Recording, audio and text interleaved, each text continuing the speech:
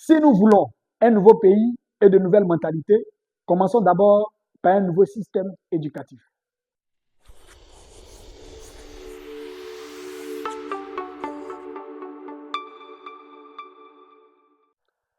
Alors, bonjour à tous, je suis Dabé Nobo, le plus jeune président des partis politiques dans l'histoire de la Côte d'Ivoire et dans toute l'Afrique.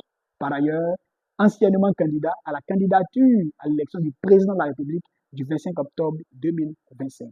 Je voudrais donc échanger avec vous sur un thème important, un thème utile, un thème stratégique, un thème nécessaire et un thème fondamental pour l'évolution de notre pays, la Côte d'Ivoire. Fondamental pour le progrès de notre pays, la Côte d'Ivoire, fondamental pour le développement de notre pays, la Côte d'Ivoire. Je voudrais vous parler de l'éducation. L'éducation. L'éducation. Alors, il faut savoir que l'éducation est la colonne vertébrale d'un peuple, est la colonne vertébrale d'une nation. En d'autres termes, aucune nation sérieuse au monde ne peut amorcer son développement sans l'éducation.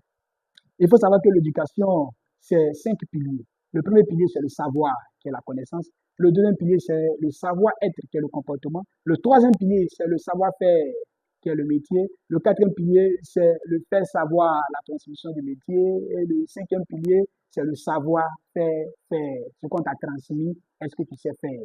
Donc, voici des éléments importants, d'abord, de base, à prendre en considération dans l'éducation. Mais en même temps, le système éducatif.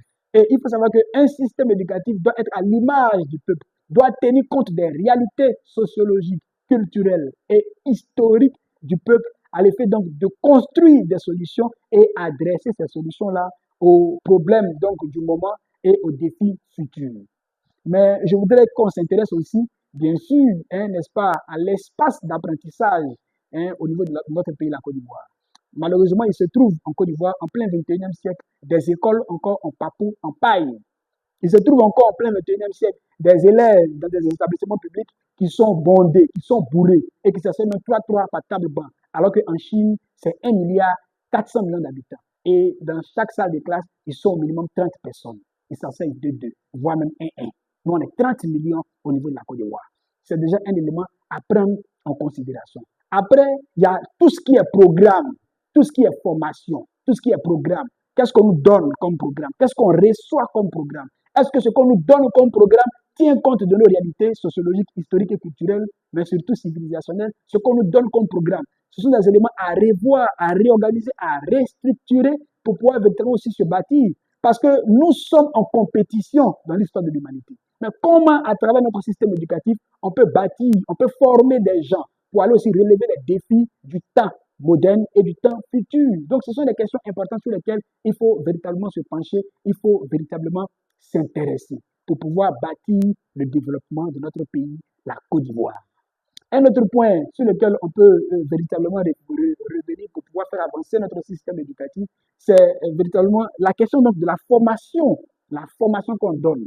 Mais si un médecin n'est pas bien formé, il ne peut pas avoir véritablement d'avancée en matière de santé. Si on a un enseignant qui n'est pas bien formé, il ne peut pas aussi transmettre le savoir. Mais notre système éducatif doit être un système éducatif qui aujourd'hui inscrit et s'ouvre sur des débouchés d'emploi direct pour le développement du peuple. C'est d'ailleurs la raison pour laquelle nous nous sommes engagés en politique.